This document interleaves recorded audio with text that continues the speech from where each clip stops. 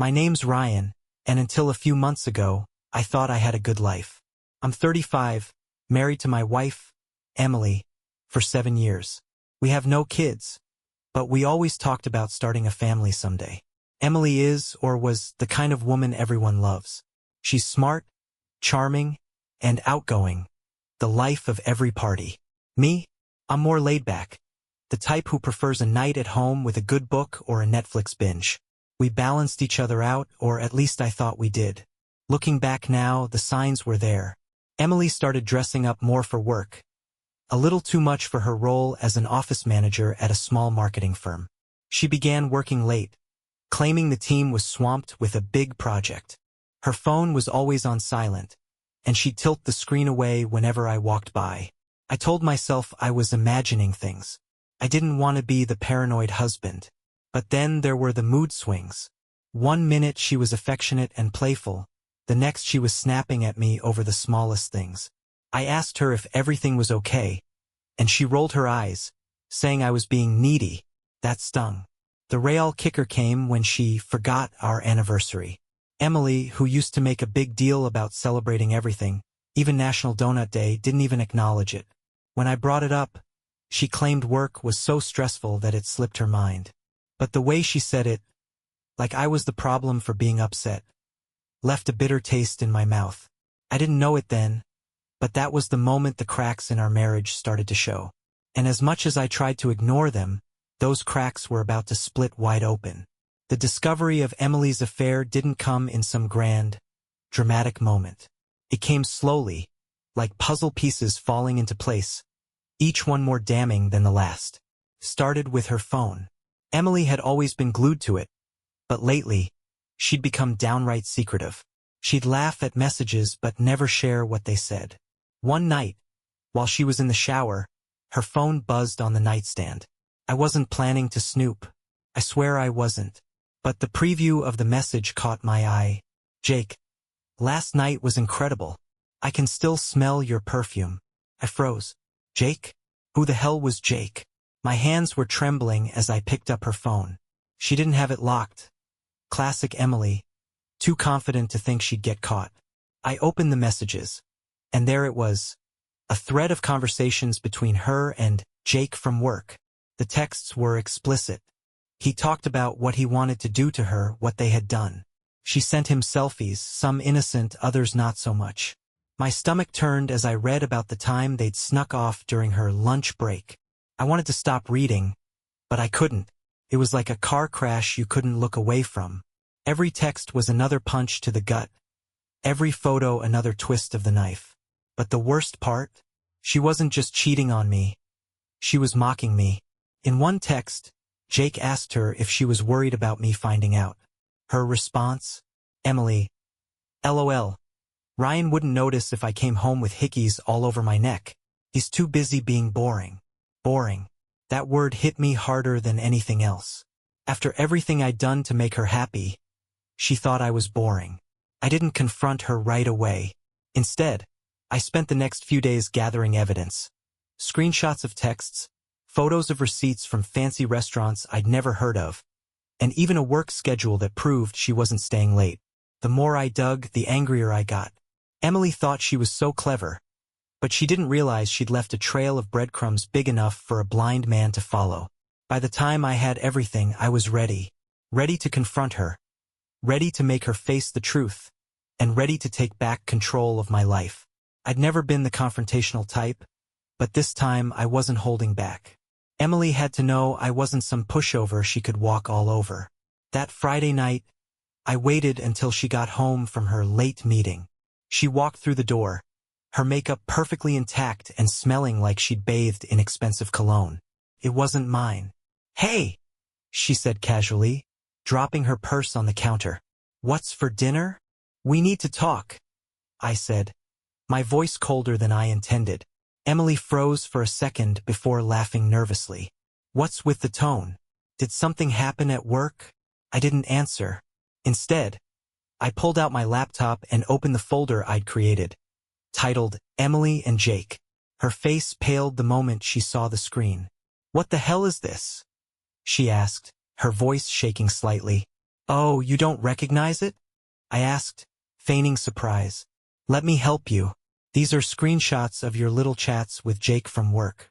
You know, the guy who can't stop talking about how good you smell. Her eyes darted around the room, like she was looking for an escape.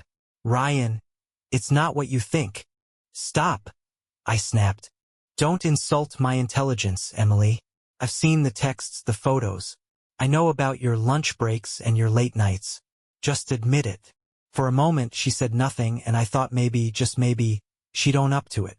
But then she folded her arms and glared at me. You're going too far, she said, her voice challenging. It's just flirting. It's harmless. Harmless, I said, raising my voice. Cheating with someone in your office is harmless? Sending him pictures of our bedroom is harmless. She flinched at that, but her defiance didn't waver. Fine, she snapped. Yes, I slept with him. Is that what you want to hear? Congratulations, you caught me. But maybe if you weren't so boring, I wouldn't have to find excitement somewhere else. That word again, boring. It took every ounce of self-control not to yell. You cheated on me, and now you're blaming me for it? I asked, my voice trembling with anger. Maybe if you paid more attention to me instead of burying yourself in your stupid books and Netflix, I wouldn't have needed someone like Jake, she spat. I stared at her, barely able to process what I was hearing. This wasn't just betrayal, it was cruelty. Wow, I said, shaking my head. You're unbelievable, Emily. You don't even feel bad, do you? She rolled her eyes. What do you want from me, Ryan? An apology? Fine. I'm sorry. Happy now. I didn't respond. Instead, I stood up, grabbed my keys, and walked out the door. I needed air. I needed to get away from her before I said something I couldn't take back. But as I drove aimlessly through the night, one thing became clear. This wasn't over. Not by a long shot. Leaving the house, I parked in an empty parking lot and just sat there, staring into the darkness. Everything Emily had said was running through my head. Every cruel word. Every lie she had told to cover her tracks. I felt like an idiot. How could I have missed it? How could I have convinced myself that all those late nights and thefts were innocent? For the first time in years, I cried. Not just a few tears, full, heartbreaking sobs. I thought about the years I had spent loving her, supporting her, and building a life together. Now it all seemed like a lie, as if the woman I knew had never really existed. But the anger didn't take long to creep in. It started as a dull simmer and quickly turned into a raging fire. How dare she do this to me? How dare she look me in the eye and call me boring after everything I'd done for her? I wasn't just hurt, I was furious. And as I sat there in my car, gripping the steering wheel so hard my knuckles turned white, I made a decision. I wasn't going to let her get away with this. Emily had made me feel small, like I wasn't good enough. But I wasn't going to let her walk away unscathed. If she wanted to play dirty, I'd show her just how messy things could get. Planning my revenge. By the time I got home, I'd wiped my tears and replaced them with a steely resolve. Emily was in the living room, scrolling on her phone like nothing had happened. She glanced up as I walked in, her expression a mix of guilt and annoyance. "Where'd you go?" she asked, as if she actually cared. "Out," I said curtly, walking past her without another word. That night, as she slept in the guest room, because there was no way I was sharing a bed with her, I started planning. I wasn't going to lash out blindly. No, this would be precise, calculated. If Emily thought she could humiliate me and walk away unscathed, she had another thing coming. My first step? Research. I needed to know more about Jake, the man she'd been sneaking around with. If he was as involved as she was, I wanted to make sure he didn't get away with it either. And as luck would have it, a quick social media search gave me everything I needed. Jake wasn't just some office fling, he was married. Now I had leverage. The plan takes shape. The next morning, I called into work and told them I needed a personal day. While Emily went off to her job, I made a call to a woman named Lisa. That's right, Jake's wife. "Hi, Lisa," I said, my voice steady. "You don't know me, but I think we need to talk. It's about your husband." She was silent for a moment before asking, "Who are you?" "I'm Ryan," I said. "My wife, Emily, works with Jake. I found out they've been having an affair." The phone was quiet for a long moment, and then Lisa sighed. "I had a feeling something was going on," she said softly. "Thank you for telling me." We talked for over an hour, sharing stories, comparing notes, and piecing together the full picture. By the end of the call, we had a plan. If Emily and Jake thought they were untouchable, they were about to get the shock of their lives. But that was just the beginning. I wasn't just going to expose them, I was going to make sure Emily knew exactly how it felt to be betrayed. And I had just the perfect way to do it. After my call with Lisa, I felt something I hadn't felt in days: control. It wasn't enough to just confront Emily. No, I needed to let her taste the humiliation she'd served me on a silver platter. The first part of the plan involved setting the stage. Lisa agreed to confront Jake at work, where Emily would undoubtedly see the fallout. But I wasn't stopping there. I wanted Emily to feel the rug pulled out from under her, just like she'd done to me. That evening, when Emily got home, I greeted her like nothing had happened. I played the part of the hurt but trying husband. She seemed suspicious but cautiously hopeful. "Look," I said, sitting her down at the dining table. "I've been thinking, maybe we can work through this." Her eyes lit up, but she quickly masked it with a serious expression. "Really? You think we can?" "Yeah," I said, forcing a sigh. "I mean, people make mistakes, right? We've been together for so long, and I don't want to throw that away." She leaned forward, trying to look remorseful. "I'm so sorry, Ryan. I was stupid, and I promise I'll do whatever it takes to fix this." I nodded, pretending to consider it. "All right, let's take it slow, but we'll try." Her relief was palpable. She thought she'd won. She had no idea what was coming. The bombshell.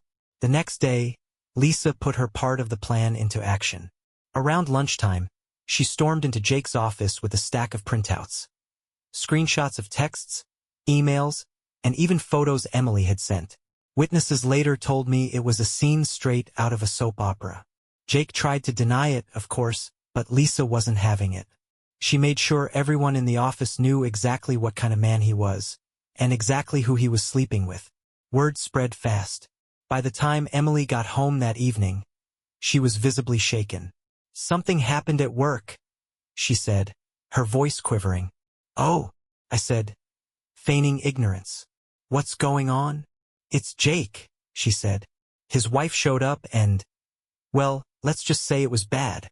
"Wow," I said, shaking my head. "That's crazy. I hope you weren't dragged into it." She hesitated, her face turning pale. "No, not really. Liar." The final blow. Later that night, as Emily was getting ready for bed, I called her into the living room. "We need to talk," I said, my tone serious. "What now?" she asked, her irritation barely concealed. "I've been thinking about what you said, that you want to fix things, and I realized I can't." Her face fell. "What? Why not? I thought we agreed to try." "I lied," I said coldly. "Just like you did. Except I did it to give myself time to prepare." Her confusion turned to panic. "Prepare for what?" "For this." I pulled out a folder with the evidence I'd gathered. The screenshots, the receipts, and even photos of her and Jake together. "And before you say anything, I already sent copies to Jake's wife. She knows everything." Emily's jaw dropped. You what?" "You heard me," I said. "You humiliated me, Emily. You lied, you cheated, and then you blamed me for it. Did you really think I'd just roll over and take it?" She stood there, stunned, before her shock turned to anger. "You're a bastard," she spat. "You're ruining my life." "No, Emily," I said, standing up. "You ruined your own life. I'm just making sure you face the consequences." And with that, I handed her a second envelope, divorce papers. "This is over," I said. "You can pack your things and leave. I've already spoken to a lawyer, and trust me, you're not getting much." Emily's rage melted into desperation. "Ryan, please, let's talk about this. I made a mistake, but we can fix it." "Stop," I said, cutting her off. The only thing I'm fixing is my life. Without you in it. She stormed out of the room, slamming the door behind her. I sat back on the couch, feeling a strange mix of sadness and satisfaction. I just burned my marriage to the ground, but for the first time in months, I felt free. And the best part? This wasn't even the end of the plan. The day after I handed Emily the divorce papers, she packed a suitcase and left. She didn't say where she was going, and honestly, I didn't care. I figured she'd run to Jake, but if she thought that was a safe harbor, she was in for a rude awakening. Lisa kept me updated on her side of things. Jake's life had exploded. Not only did his wife file for divorce, but she also reported him to HR for inappropriate workplace relationships. The guy was put on unpaid leave pending an investigation. Apparently, their company didn't take kindly to managers screwing around with employees. As for Emily, she wasn't exactly welcomed with open arms. Jake was furious that she dragged him into this mess, and from what Lisa told me, they'd already started fighting. Emily tried calling me a few times, but I ignored every attempt. She left voicemails, some begging, some angry, some downright incoherent. I saved them all just in case.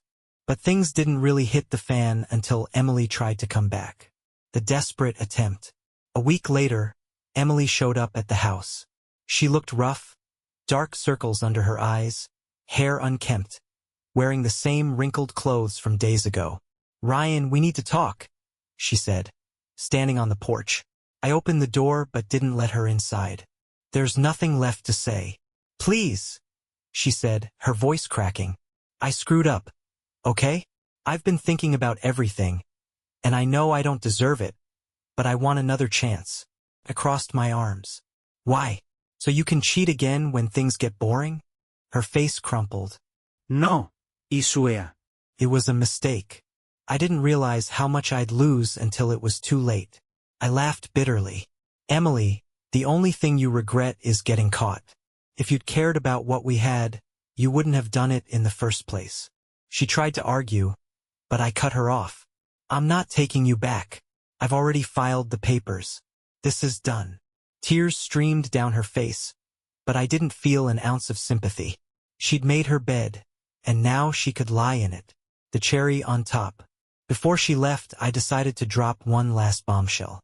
"Oh, by the way," I said, stopping her as she walked down the porch, "you might want to check your social media." Her eyes narrowed. "What do you mean?" I shrugged. "Let's just say a few people from your office might have gotten some screenshots of your escapades. You're not as good at hiding things as you think." Her face turned bright red. "You're such an asshole, Ryan."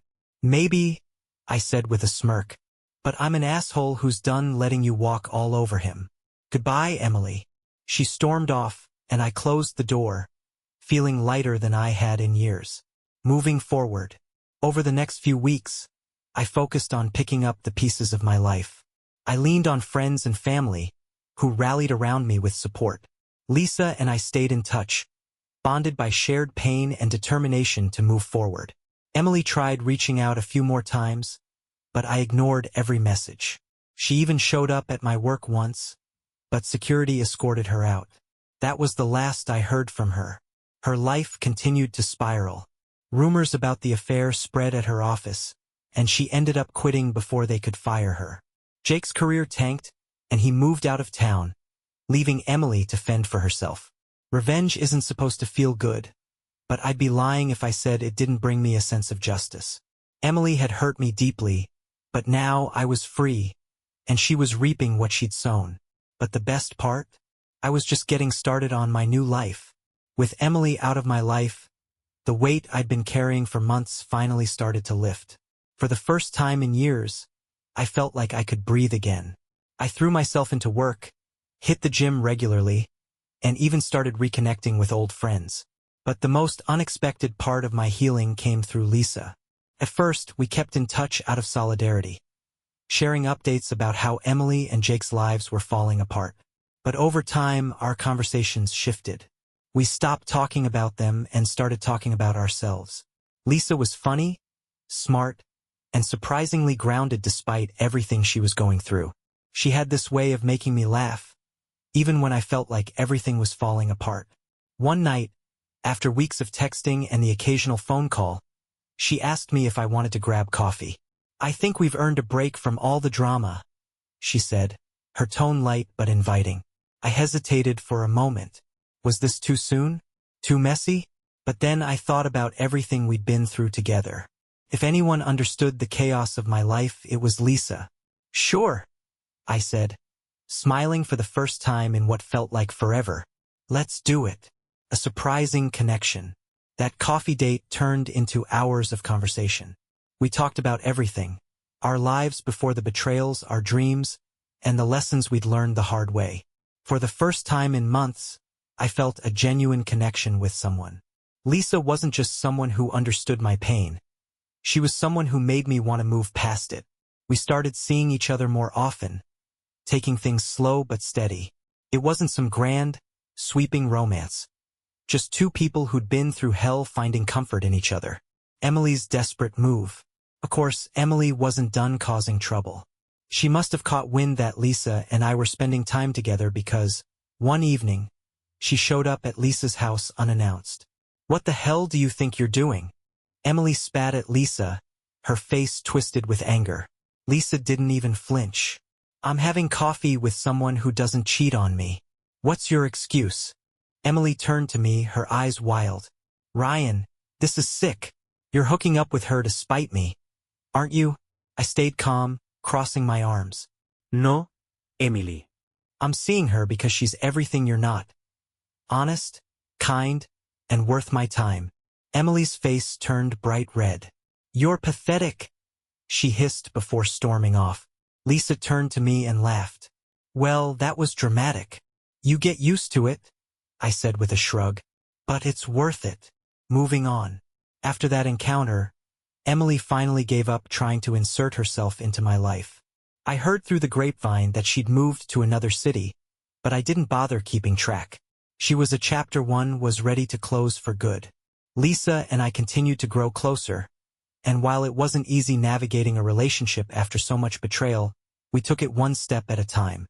For the first time in years, I felt hopeful about the future. Sometimes life throws you curveballs, and sometimes it throws you a wrecking ball. But if I've learned anything, it's that even after the worst devastation, you can rebuild. And sometimes what you rebuild is stronger than what you lost. For anyone out there dealing with betrayal, my advice is simple. Don't let it break you. Learn from it, grow from it, and never settle for less than you deserve. If I can do it, so can you. My relationship with Lisa continued to develop naturally. What started as a friendship forged in shared pain grew into something neither of us had expected. Something real. But dating after betrayal isn't easy. There were moments when doubt crept in, when I questioned whether I could trust again. Lisa had her moments, too. She admitted one night over dinner, "Sometimes I wonder if I'm just the rebound." I put down my fork and looked her in the eye. "You're not," I said firmly. "You're the first good thing to come out of all this mess. And if anything, I'm scared you'll think I'm the rebound."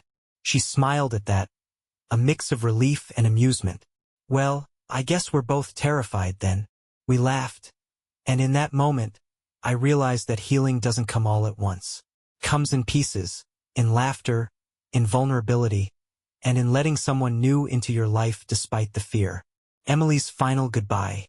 Months went by without hearing a word from Emily, and I started to think she'd truly disappeared from my life. Then, out of nowhere, I got a letter in the mail. It was from her. I debated whether to open it.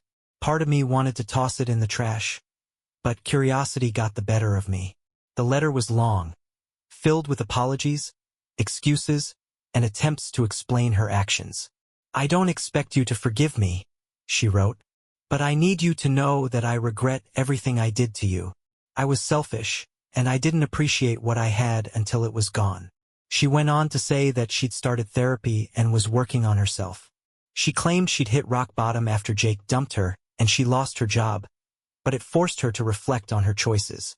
"I know it's too late to fix things," the letter ended, "but I hope someday you can think of me as more than the person who hurt you." I sat with the letter for a while, unsure how to feel. Was she genuine? Was this just another manipulative ploy? In the end, it didn't really matter. I folded the letter and put it in a drawer, not because I planned to keep it forever, but because I didn't need to respond. Emily's chapter in my life was over, and nothing she said could change that. A new focus. With Emily firmly in the past, I turned my attention to the future. Lisa and I started talking about what we wanted in the long term, not just in our relationship but in life. We made plans to travel, something both of us had put off during our failed marriages. Our first trip was to a beach town Lisa had always wanted to visit. It wasn't extravagant, but it was perfect. One night, as we watched the sunset over the ocean, Lisa turned to me and said, "Do you ever think about how far we've come? How different life could have been?" "All the time," I admitted. "But honestly, I wouldn't change a thing. Not if it meant I wouldn't end up here with you."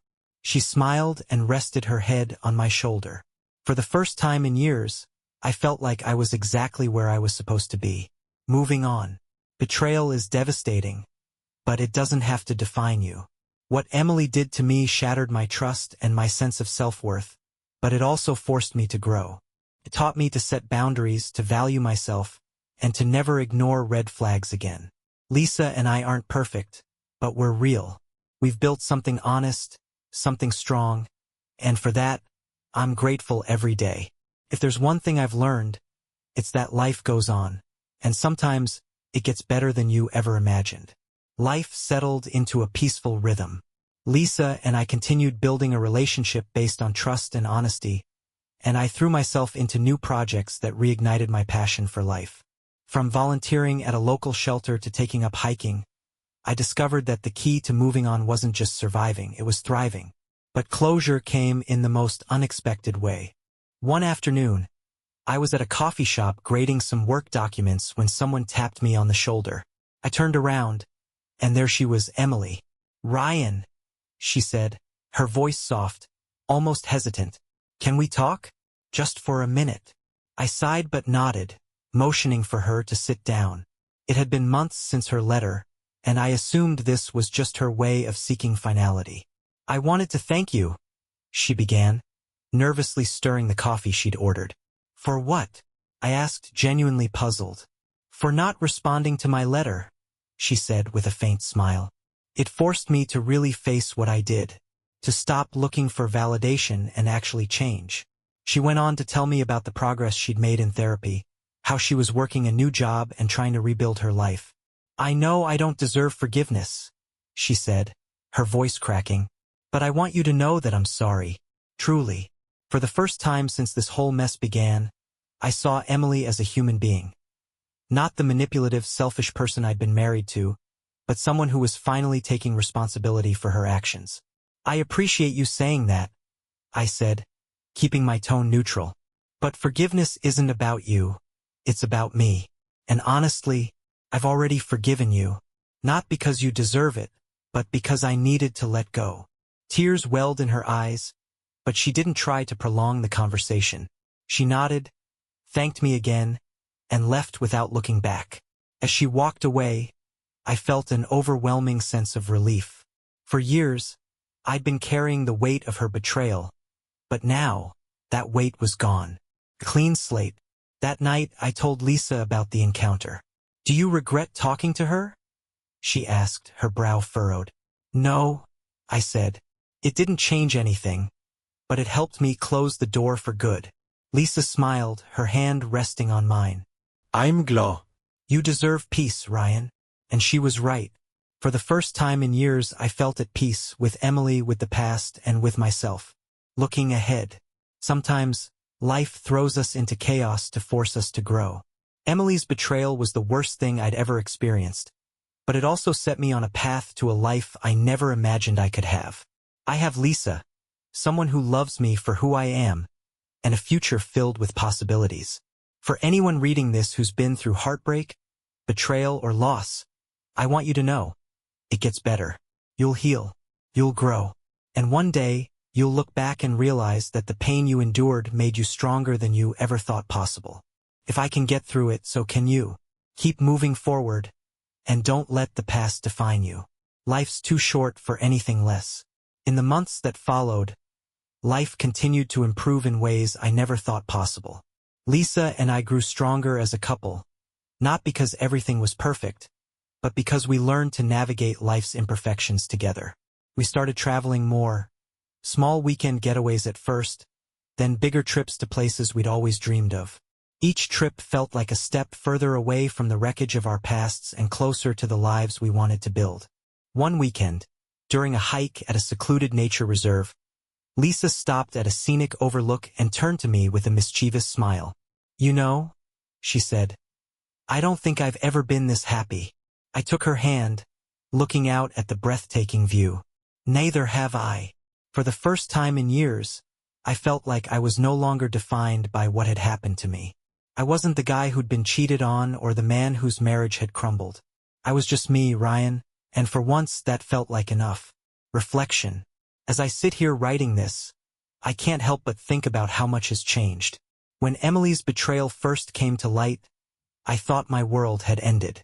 I couldn't see past the pain, the anger, the overwhelming sense of loss. But life has a way of surprising you. It doesn't always feel fair, and it certainly doesn't follow the plans you've made. But sometimes the most painful endings lead to the most beautiful beginnings. I've learned a lot through this journey, about myself, about love, and about the importance of standing up for your own worth. If there's one piece of advice I'd give to anyone going through something similar, it's this. Don't let betrayal define you. It's a chapter in your story, not the whole book. Emily's betrayal hurt, but it didn't break me. If anything, it set me free to build a life I'm proud of, with someone who truly values me. And as for Lisa, let's just say, I've got big plans for us. But that's a story for another day. Thank you for listening. This has been one hell of a ride, but I wouldn't trade it for anything. Subscribe to the channel so you don't miss any more interesting stories. And leave a comment with what you would do in this situation. See you in the next videos.